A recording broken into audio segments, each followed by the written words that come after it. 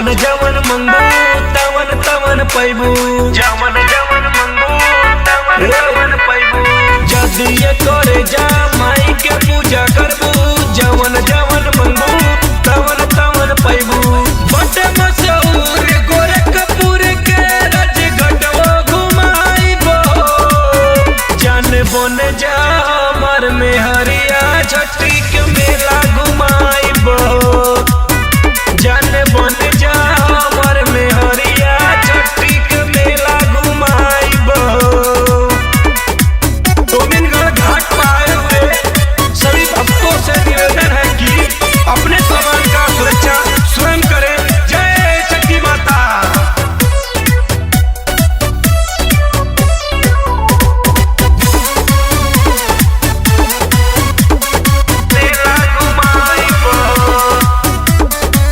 जब से इंस्टा पर रील तोहार देखले बानी रानी हो, छठी माई से विनती कई के मंगल बानी रानी हो, मंगल बानी रानी हो। जब से इंस्टा पर रील तोहार देखले बानी रानी हो, छठी माई से विनती कई के मंगल बानी रानी हो।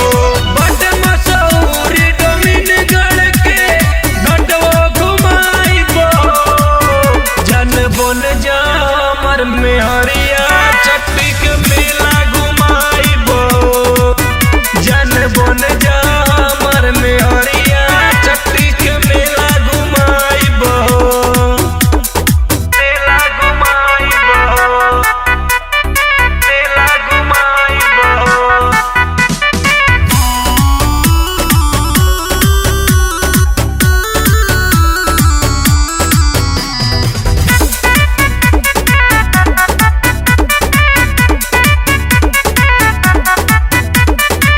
घंटा घर से साड़ी दियाइबो, बसियाडी के दर्शन कराइबो, गोविंदगढ़ के मेला घुमाइबो, चाट चाउमीन खियाइबो, चाट चाउमीन खियाइबो। घंटा घर से साड़ी दियाइबो, बसियाडी के दर्शन कराइबो, गोविंदगढ़ के मेला घुमाइबो, चाट चाउमीन खियाइबो। बड़ मशहूर डोहरिया के घाटवा ओहू घुमाइबो, जान बन जा हमर मेहरिया छठी के मेला